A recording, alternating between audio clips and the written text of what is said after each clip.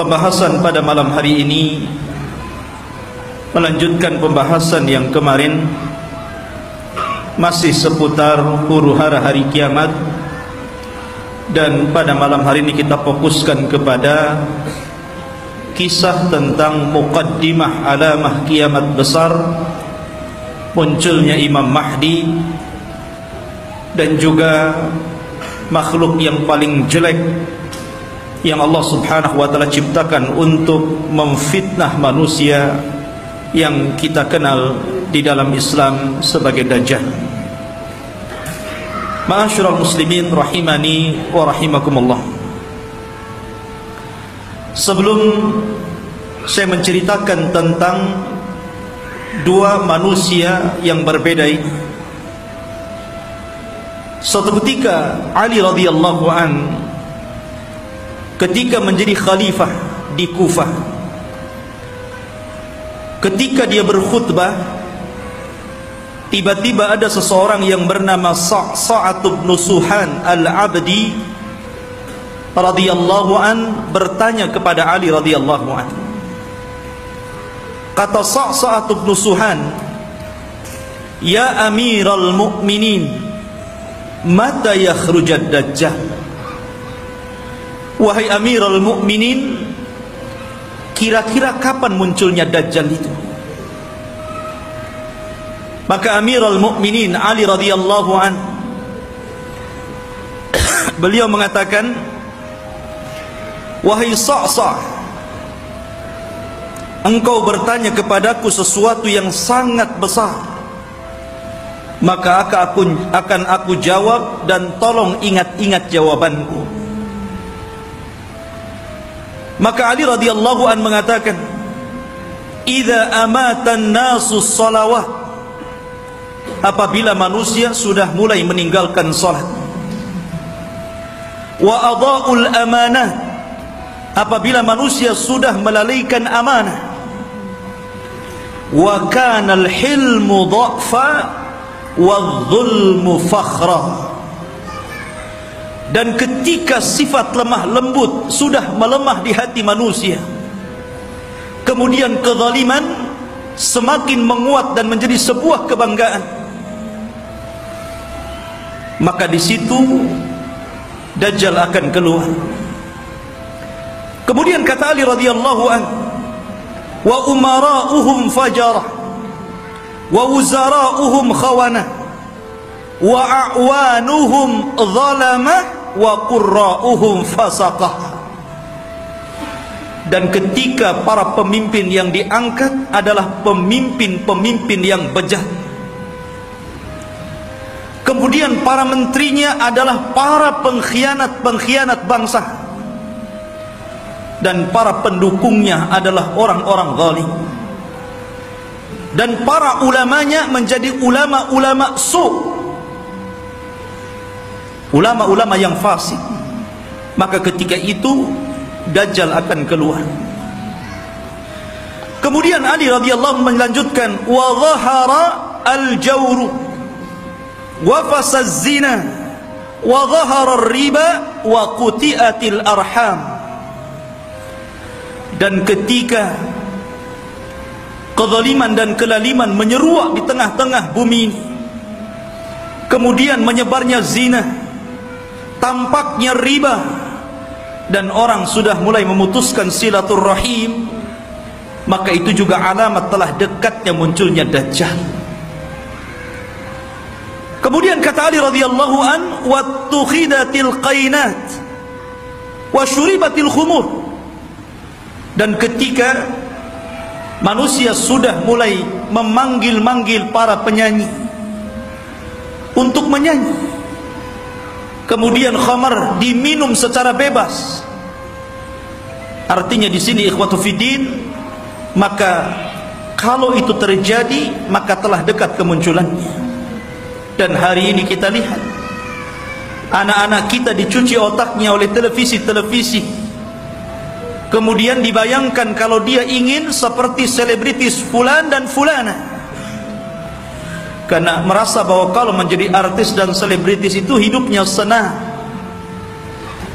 Kemudian kata Ali radhiyallahu an, wa nuqidatil uhud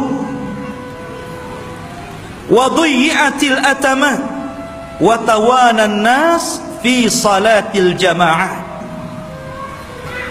Kemudian ketika manusia sudah mulai tidak peduli dengan janji, mereka khianati janji-janji. Kemudian sudah lemah, orang lemah untuk melakukan qiyamul lail. Dan hari ini kita lihat ada orang ikhwatu fiddin, dia rela tidur di siang hari hanya untuk nonton bola dunia di malam hari. Bangun dia di malam hari, kopinya sampai 1 ember biar nggak tidur. Dia rela seperti itu ya. Kemudian dan manusia sudah mulai lalai dan malas untuk solat di masjid, tentu bagi laki-laki.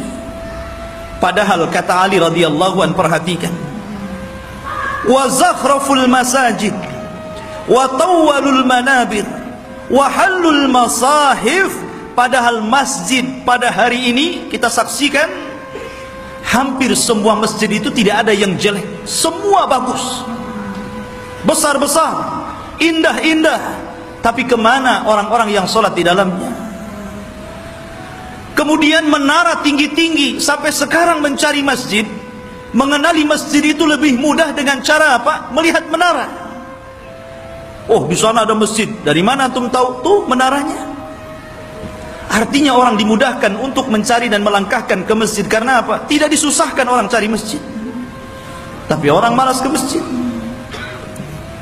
Kemudian juga mereka mulai meninggalkan mushaf. Padahal cetakan Al-Quran itu hampir setiap tahun dicetak, disebarkan di mana-mana.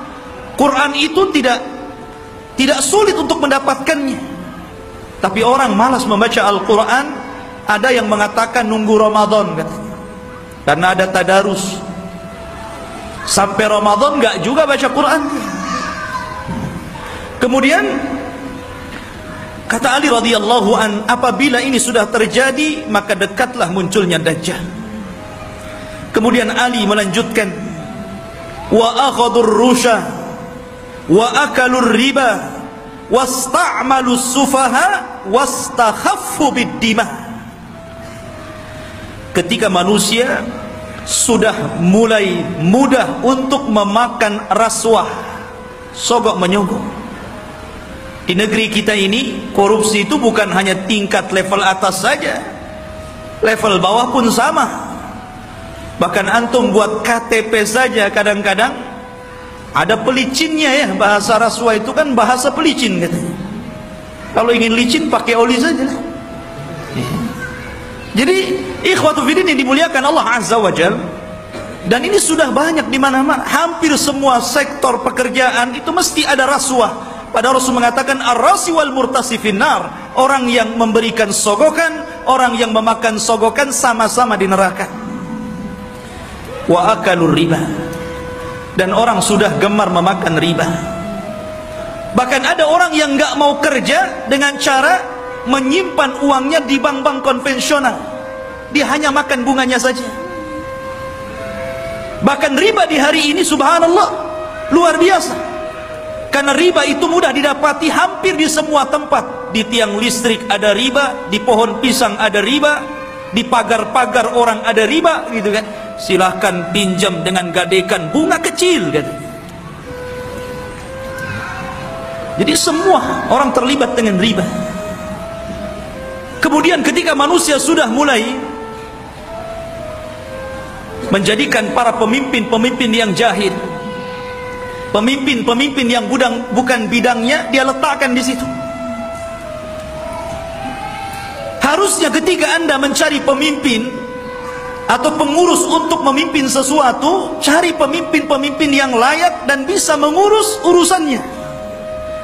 Contoh saja umpamanya yang paling mudah pesantren ataupun yayasan.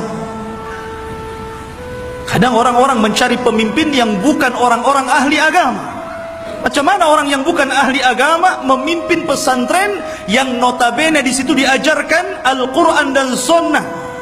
Jadi apa itu pesantren jadinya?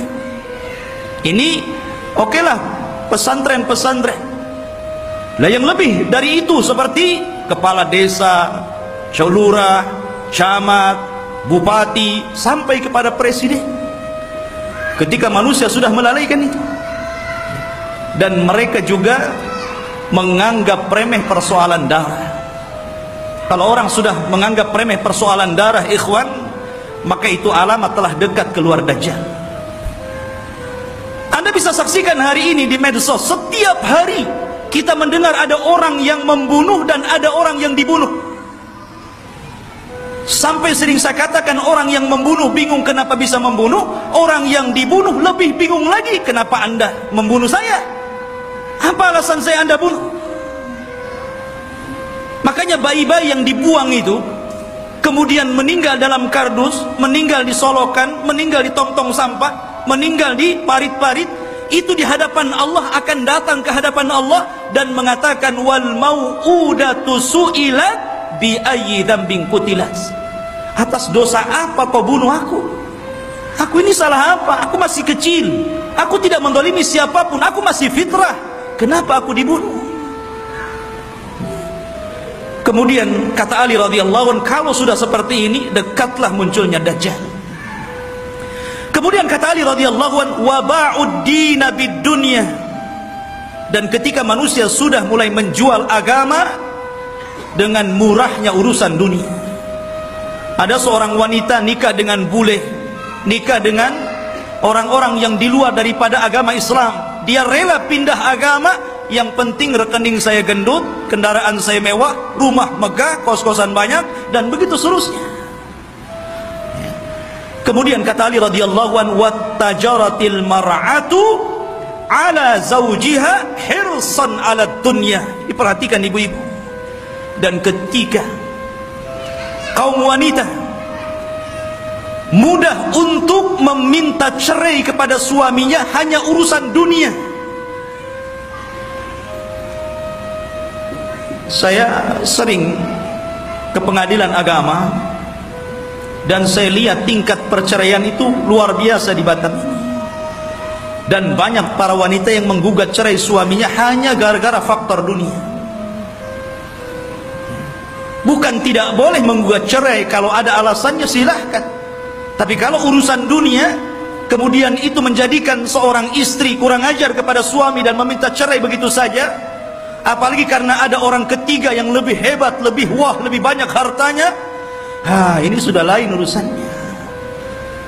Kemudian kata Ali radhiyallahu an, wa raqibatin nisa 'alal mayasir.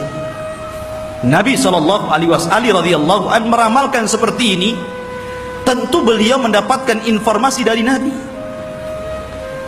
Dan apabila wanita sudah mulai membawa kendaraan sendiri, di zaman Rasul kendaraan pakai kuda, pakai unta, jarang perempuan naik unta kan, paling dibonceng. Makanya di sini Ali tidak mengatakan dan manusia dan para wanita menaiki al-ibil, unta, tetapi mengatakan al-mayasir, ditujukan kepada kendaraan-kendaraan modern, mobil, motor. Ya kalau mungkin jaraknya bukan jarak safar, hanya keliling-keliling di Batam, ke pasar. Ini terkadang jarak safar, jarak tempuh yang disunahkan untuk mengqashar dan menjamak sholat pun kita dapati ada perempuan berani loh bawa mobil sendiri tuh. Sudah tidak ada mahram, nekat lagi. Maka ini juga alamat dekatnya munculnya Dajjal. Kemudian kata Ali radhiyallahu wa tashabbahna nisa birrijal wa tashabbahar rijalu bin nisa. Ketika mulai perempuan meniru gaya laki-laki, dan ketika laki-laki sudah memakai atribut-atribut perempuan, maka ini pun telah dekat munculnya Dajjal. Kita saksikan hari ini. Kalau laki-laki cari lepis ke pasar, habis tuh diborong perempuan. Kalau laki-laki cari celana jeans gitu kan, habis, nggak ada, diborong sama mbak-mbak katanya. Akhirnya laki-laki terpaksa beli rok, beli pakaian-pakaian perempuan. Artinya seperti ini kan. Anda bisa bayangkan tuh, pakaian laki-laki tapi pakai jilbab gitu kan, ketat, pakai lepis, pakai kaos, tapi jilbaban pula dia. ya. Yang laki-lakinya parah lagi. Anting-anting itu untuk perempuan dia letakkan tutup botol aqua di sini di kupingnya. Antum tahu? Anak itu lihat ada orang pakai anting-anting laki-laki itu botol aqua di sini. Ya Allah, ini kan atribut perempuan, kenapa pula dipakai laki-laki? Bahkan yang lebih parah, apa yang disebut dengan LGBT itu sudah mulai melembaga loh di negeri kita ini. Mulai melembaga. Bahkan tahun kebelakang itu saya pernah mendengar informasi sampai mereka membuat fikih LGBT. Anda bisa saksikan tuh, fikih LGBT, bagaimana cara wudunya LGBT, bagaimana cara sholatnya LGBT, bagaimana cara puasa LGBT, dan minta pula kemudian diresmikan supaya majelis ulama itu memberikan mukaddimah. Ini kan sudah gila ini. Mereka nggak tahu bagaimana hukuman kaum Lut. Tidak ada hukuman yang lebih parah yang Allah kirimkan kepada mereka. Hati-hati. Di Batam aja banyak itu. Antum kalau keluar ke jalan-jalan, hati-hati kalau ada yang manggil tuh, bang, bang, LGBT. Ma'asyiral muslimin rahimani wa rahimakumullah. Kemudian wa kana as-salamu bainahum 'ala al-ma'rifah. Ketika antum mengucapkan salam kepada orang yang antum kenal saja, yang antum nggak kenal nggak antum ucapkan salam. Padahal jelas nih, yang pepasan dengan kita ini pakai songkok, pakai pakaian koko gitu kan, rapi. Kita yakin dia muslim, ya jalan biasa saja. Paling antum itu mengucapkan salam sama yang antum kenal saja. Kalau nampak ada janggutnya, celananya cingkrang, pakai gamis, assalamualaikum. Nah ini sudah tanda-tanda ini. Kemudian kata Ali radhiyallahu an, wa syahida syahidun min ghairi an yustashhad wa halafa min ghairi an yustakhlaf. Ketika manusia sudah mulai berani menjadi saksi padahal dia bukan saksi, bersumpah padahal dia tidak diminta sumpah, anda bisa mendapatkan di pengadilan-pengadilan ini. Ada orang yang saksi itu dijual, dibeli. Kamu jadi saksi bayar sekian, kamu bersumpah saya bayar sekian. Ini banyak sekali yang seperti ini, saksi jualan. Kemudian kata Ali radhiyallahu an, wa labisu juludad dha'ni ala qulubid di'ab wa kanat qulubuhum amarrun minas sabri wa alsinatuhum ahla minal asli wa sarairuhum antanu minal jiyaf. Dan ketika manusia-manusia sudah memakaikan bulu-bulu kambing, kulit-kulit kambing pada hati-hati serigala, padahal hati mereka adalah hati yang beracun, yang tidak pernah sabar. Padahal mulut mereka hanya manis di bibir, tapi tidak sebagaimana hatinya. Dan kehidupan pribadi mereka lebih busuk dibandingkan bangkai, kata Rasul. Nabi SAW ingin menyindir siapa? Kayak Ali radhiyallahu ingin mengisyaratkan kepada manusia siapa? Orang-orang yang hanya menampakkan kebaikan padahal di belakangnya orang ini buruk. Bahasa kitanya pencitraan saja. Biar orang pemenang saya ini baik, saya ini begini, begini dan begitu seterusnya. Dan zaman sekarang subhanallah, nyalon RT saja itu janjinya banyak. Itu baru RT itu. Nanti gang ini kita aspal, nanti solokan ini kita perbaiki. Habis jadi RT wassalam kan begitu. Kemudian wal tumisal fiqhu li ghairi din wa unkiral ma'ruf wa urifal munkar. Dan ketika manusia memberikan kecerdasan mereka bukan kepada urusan agama, ketika itulah maka manusia akan mengingkari yang ma'ruf dan mereka akan cenderung melakukan mungkar. Kan banyak ikhwan, kita sebagai orang tua tentu kita bisa melihat potensi anak. Anak saya ini cerdas, hafalannya mudah, ya. Harusnya kalau orang tua sudah tahu anak ini ada bakat kecerdasan, arahkan ke agama. Mumpung mereka masih bisa merekam gitu kan. Kalau sudah tua, susah, ibarat menulis atau mengukir di atas lautan gitu kan, di atas air. Ya nggak mungkin. Tapi kalau mengukir di atas batu sih masih berbekas. Maka dari sini ketika kecerdasan bukan kepada urusan agama, tapi untuk urusan dunia, maka orang pasti akan mengingkari yang ma'ruf dan akan melakukan kemungkaran. Kata Ali, kalau sudah tersusun beberapa masalah ini, maka pasti kedekatan munculnya Dajjal sudah dekat. Fannajatun najah, hati-hati kalian, selamatkan diri kalian dan selamatkan diri kalian. Ikhwatu fiddin yang dimuliakan Allah Subhanahu wa taala. Kita tahu bahwa ketika fitnah sudah menyebar di sana dan di sini, apa yang saya katakan tadi, dan hampir semua yang dikatakan Ali radhiyallahu an berlaku. Dan itu kita saksikan bermunculan setiap hari, dan Anda bisa saksikan di medsos-medsos yang kita lihat setiap hari. Apa yang disebutkan Ali itu bermunculan untuk satu-satu. Lah ketika ini sudah terjadi, maka muqaddimah alamat kiamat besar akan muncul. Apa muqaddimah alamat kiamat besar? Khurujul Mahdi, keluarnya Imam Mahdi.